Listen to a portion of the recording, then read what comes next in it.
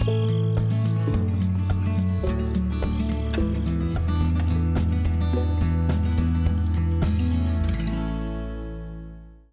hello everyone. Welcome to Herlefeld for Farming Simulator 11, map created by SourceWorks and Desperados93.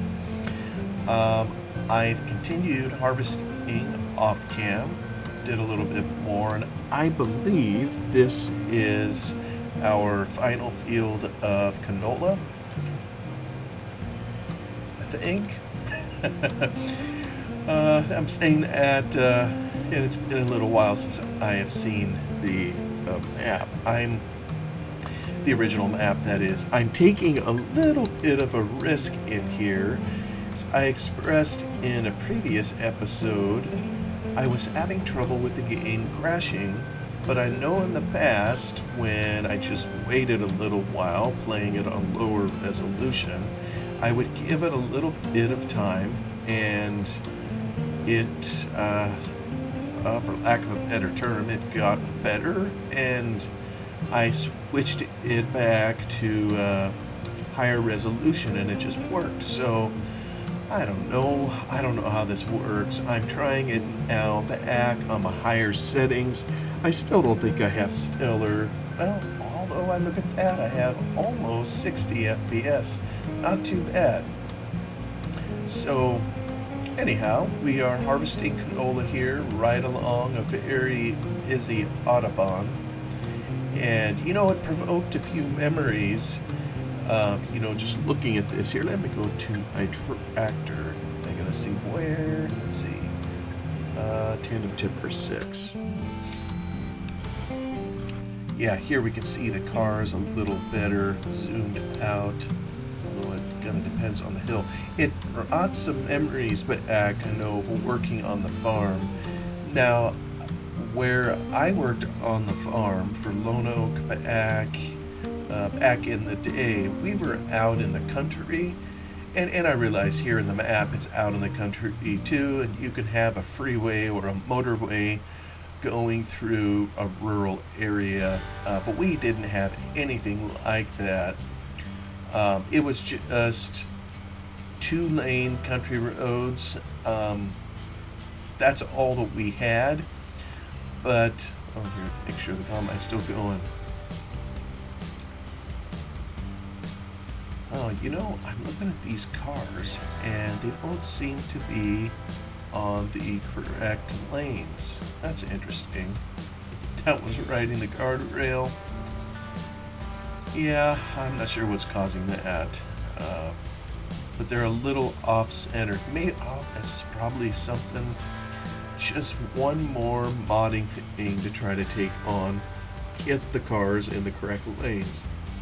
I'm just happy to see the cars zooming around. I think it does add some neat ambiance, but probably could use a little work. Either the ad or the road was misplaced. But as I was starting to say, I do remember back in the day, it was kind of a two-faced thing, if you will. I didn't mind working on the road. Some of that, I think, just from simple teenage pride. You're working on this big machine or whatever, and you are around people and you want to see them watching you. Or so went some of the silly thought. So I enjoyed having people around to see the farming that we were doing. But I gotta say, it's two-faced, because every time we went out on the road, I realized how stressful it could be to be on, a public road and have other cars there, and all of a sudden feel the weight of a responsibility to make sure you didn't harm anybody else. And the cars were just one thing, there's also other people's property.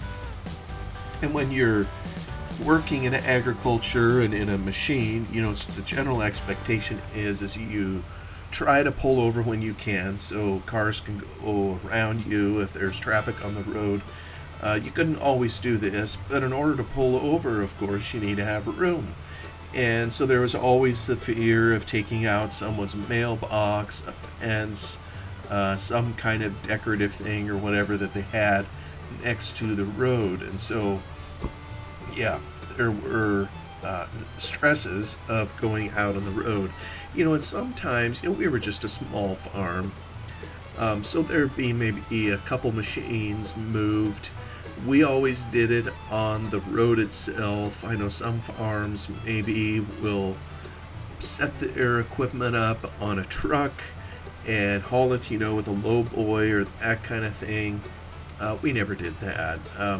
And the roads are generally wide enough. You could have, like, the combine. You see the dudes up here with its header. Generally, the roads were wide enough. You could drive down the road with the full header on. So we didn't often, well, I say we didn't often. We never saw, at least in the area where I was, anybody hauling headers on a header trailer or that kind of thing.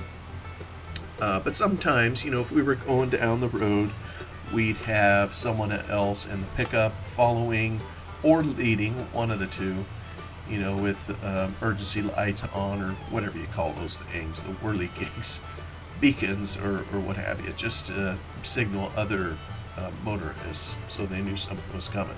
And generally the response from other cars on the road is pretty universal. They have very little patience for agriculture, for someone, moving slower than they are. And, I get it. People were always in such a constant hurry. And, of course, our schedule is way more important than everybody else's, of course.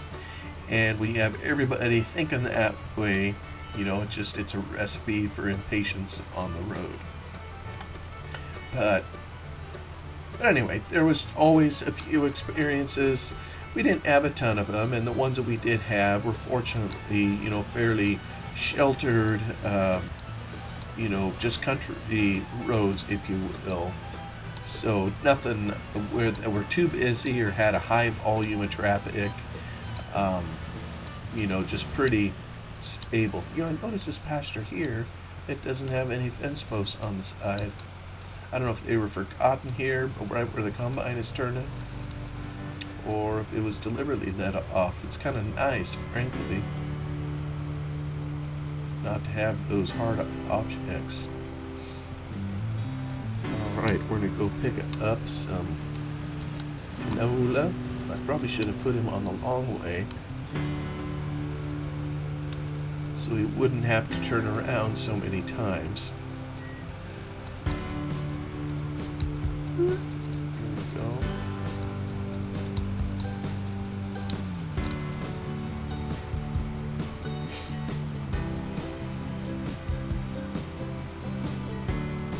Of course, on the road, you also had to be careful of trees. With a big machine like a combine, and you can't see necessarily all around your machine. And on the road in particular, a lot of times, and what I did is, if there was nobody coming, I would be in the center of the road as much as I could, just so I'd stay away from every obstacle, on the sides of the road. Of course, you couldn't do that as soon as a car came, either behind or in front, but that just kind of helped keep you out of trouble.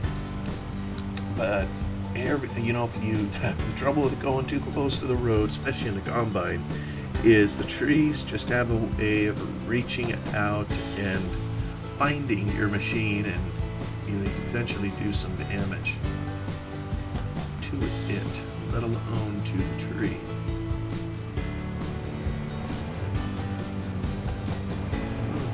Right up close and personal with the combine.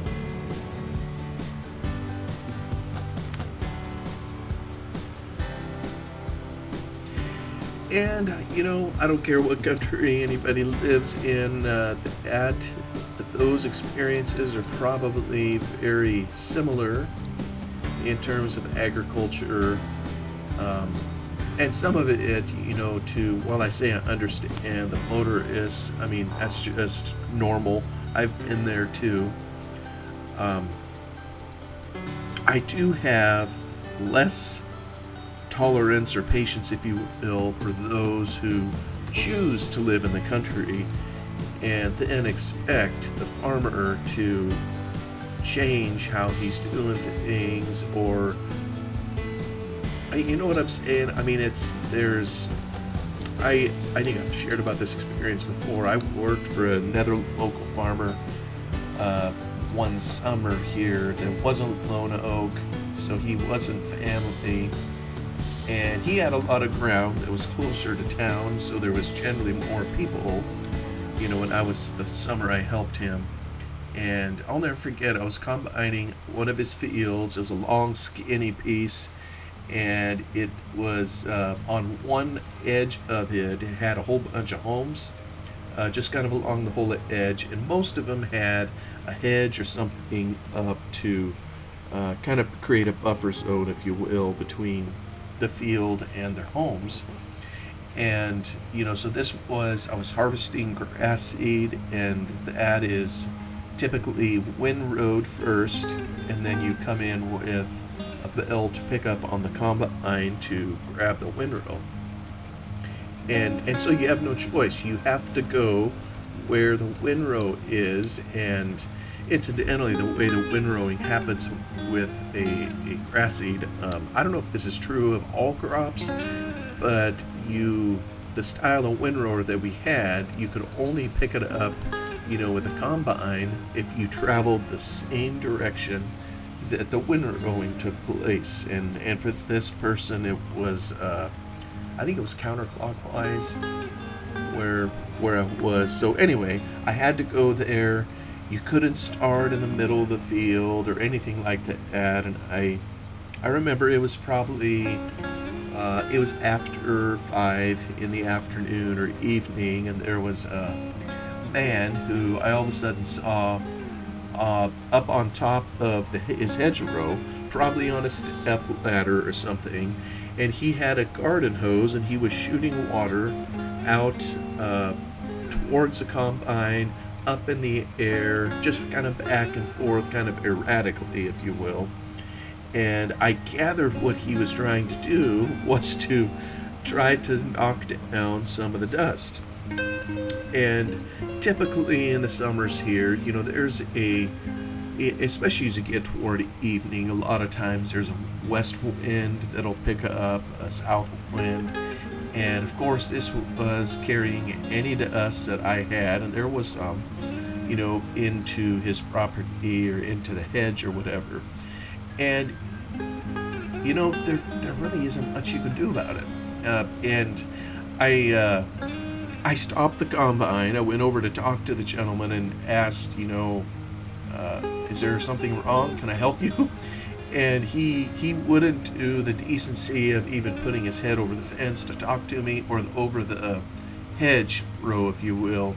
He just said, it's pretty dusty. And, you know, so I said, yes, sir, it is. And he said, do you have to combine here now? You know, can you do the other side of the field? And, you know, the windrows that I was following, they were going round and round. So I said, well, I tried to explain that to him. And so half of the time, of course, you know, I would be on the other side of the field. But I said, you know, I kind of have to follow where these go. That's kind of how it works. And I forget how it was resolved. I mean, I won't say he was nasty to me. I think what happened is he just got home from work, and all of a sudden there was this kid running this machine out in the field and dusting his house off. And you know, I live at the end of a dead-end street, you know, where there isn't an outlet. And it comes right up to, I'm surrounded by farm fields. You know, there's one to the north, one to the west, and south is kind of some trees and pasture, and to the east is more pasture. So it's kind of, it isn't remote by any stretch of the imagination, but it's very common. There's grass seed farmed, you know, near my house, so very similar. It's common that we get well dusted in the summers, you know, by the farm work here. And yeah, I don't like that my vehicles, which are parked outside, get extra dirty. or the house, that it gets all, and sometimes it gets kind of mud caked on. If you get a bunch of dust, if you have some rain before or after, the dirt can stick to your house, and I don't particularly care for that either. But here's the thing: I chose to live here because I love the country, and I enjoy being able to see the farmers do what they do. And if that means my house gets dusted off, my property gets a little chemical come onto it from the farmer as he's out doing his thing, well, then so be it. To me, it's a small price to pay to get to be in this kind of environment and observe a farming activity. I don't have a farm. I'll never be able to farm, and so being able to be at least in the area to enjoy it firsthand is meaningful to me. So I don't mind getting or having the dirt. Now, if the farmer ever said that he wanted to wash my house because he realized he was dusting it off, I would be very happy about that. I don't expect him to do that, of course. But I've just found it interesting, whether it's motorists who, for whatever reason, take a trip out to the country in their car or live in the area, I just find it interesting that there is an expectation, for some reason, that the farmer will change what he's doing just to accommodate them, and I just don't feel that that's fair. You want to come out here, you take the good of the country, you take the bad with it, just to enjoy it. That's my 2 cents, and I'm sticking to it. And I gotta say, I'm pleased that I haven't crashed. Let me see, what is my... Okay, 45 to 50s in here. Folks, we are almost done here with canola harvest. And we're bumped up against the road. This is a dirt field. I don't think there's anything in it. Over here, this must be wheat. And maybe that's barley. Anywho, we have ourselves a bunch of harvesting to do here yet. Like I say, I think this is the last canola field to do. All right, where's Deuce 3?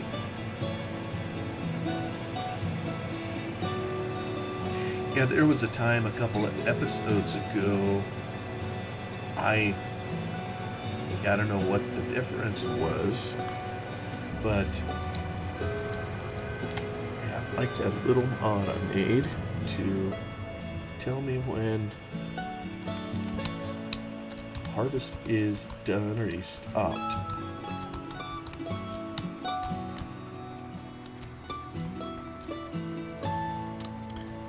But yeah, not that long ago, I was crashing every few minutes in here, and I don't know if it was, I don't know if it was just too many hard objects all in the same spot. Let me see, I gotta get around these fence posts here. Or just some temporary glitch in my system. Don't know. Probably never will.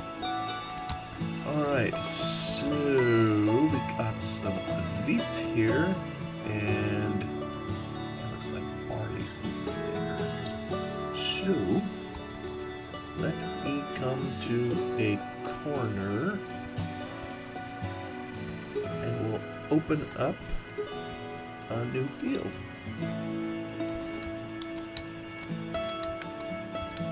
Maybe I better leave my lights off, so... Yeah, the thing about Farm Sim 11 is it sure could have some dark areas. I don't know why. Like, this is in the middle of the afternoon. Oops. Turn this puppy on. Away we go. it's wheat. There's our windrow. So I'm going to have some work coming in here at some point to take care of the straw. And of course, over on the left, we see the facade of big city, pretty major metropolis. That's kind of a cool feature that this app author decided to have in here. And you know what that reminds me of? Bullet Bill 83. Bullet Bill's, let's see, that was a Lone Oak app for Farm Sim 17. He did something really creative in putting some mountains in there.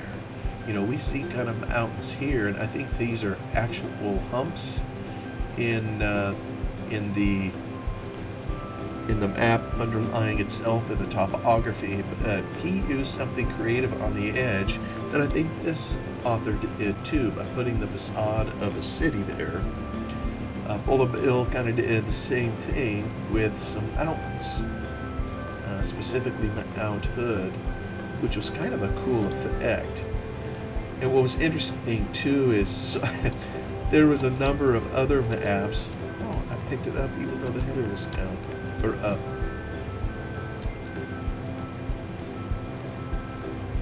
There was a number of other mappers who used the same backdrop, you know, that Bullet Bill had created for Lone Oak in their own maps, and which kind of looked a little silly, honestly, since it was unique kind of to the Lone Oak area.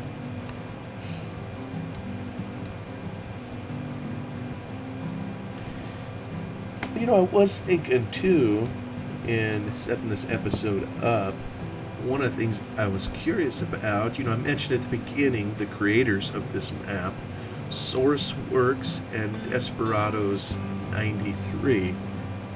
Oh, hey, this isn't barley over here. This is wheat also. Cool. More wheat. In this field, obviously, someone fertilized it because the harvest I'm getting here is actually almost of a full combine. So I'm going to have to deal with getting the tipper trailer back down here.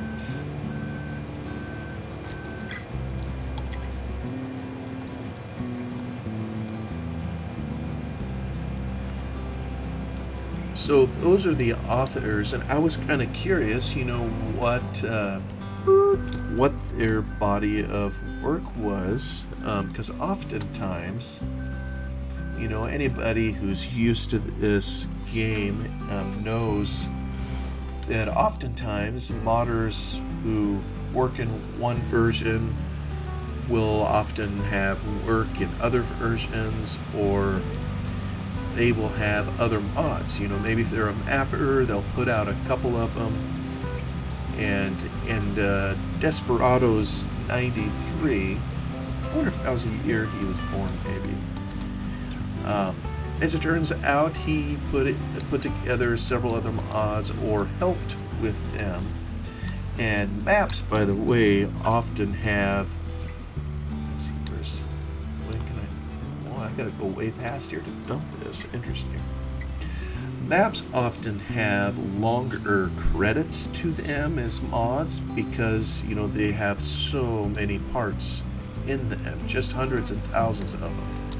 So I can't tell in some of these other examples where I saw Desperados93, you know, that he was the, let's see, can I go down here? I think I can. Whether he was the sole author or the primary author, but I know he was involved in a number of other modding areas. So this one side I'm looking at here, I think this is simulatormods.com. I have no idea if the mod links on here are active yet or not, but it appears he not only worked on maps, but he also was a type of 3D modeler. Let's see which one. 3. Get this going again.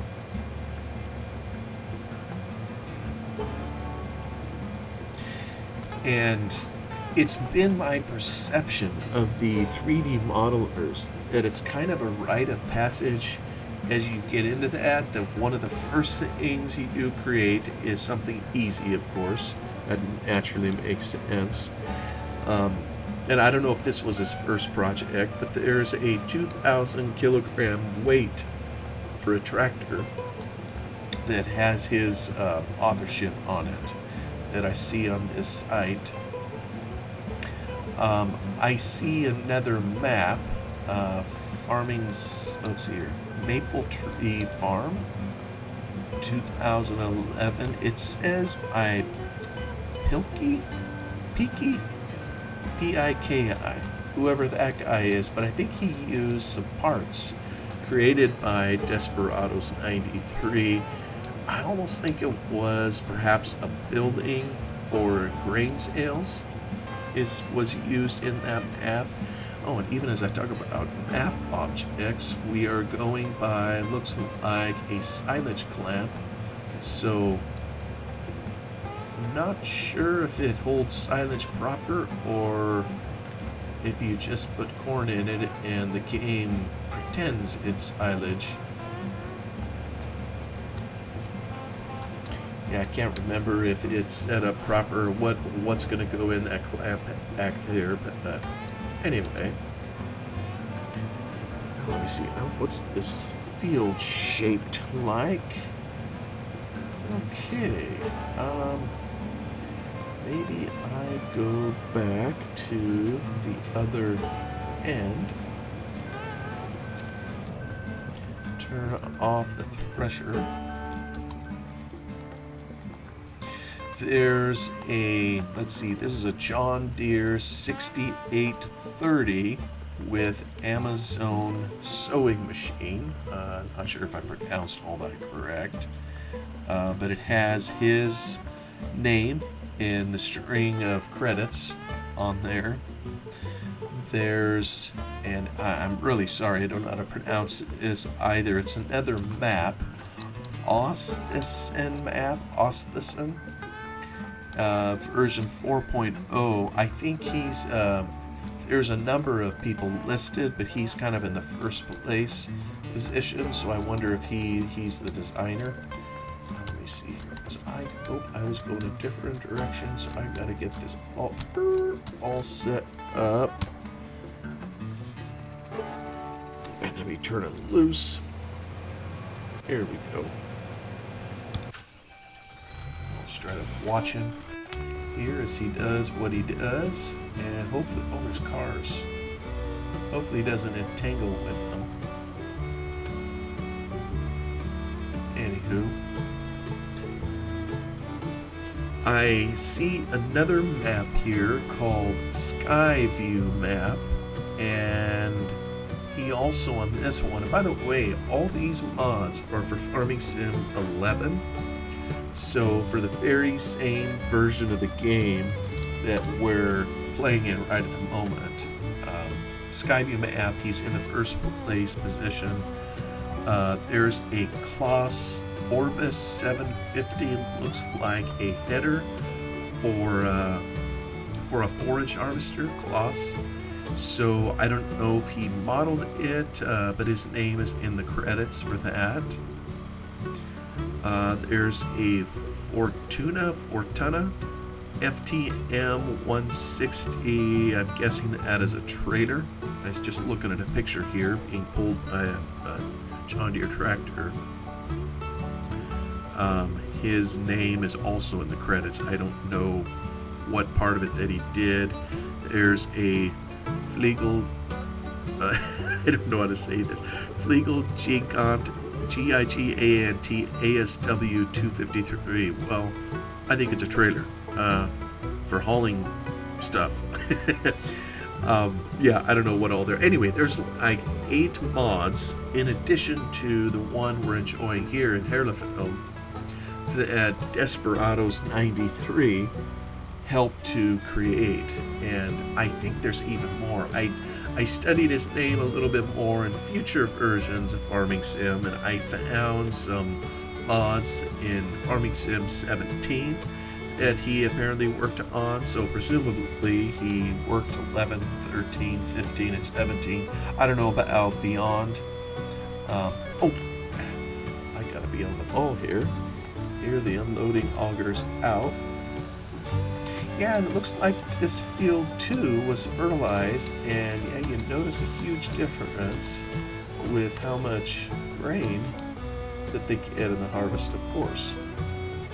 It's just that a number of these fields in here were not fertilized. It's pretty common, I've noticed in some maps, map authors, they'll put in a crop in a field, but they will forget to do certain things. If it's a harvestable crop, they may forget, or maybe it's intentionally, I don't know, they may forget to, in the editor, to apply the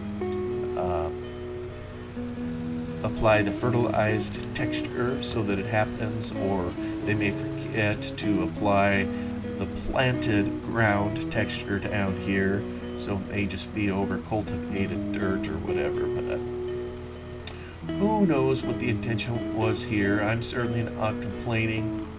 I am really enjoying the views in here.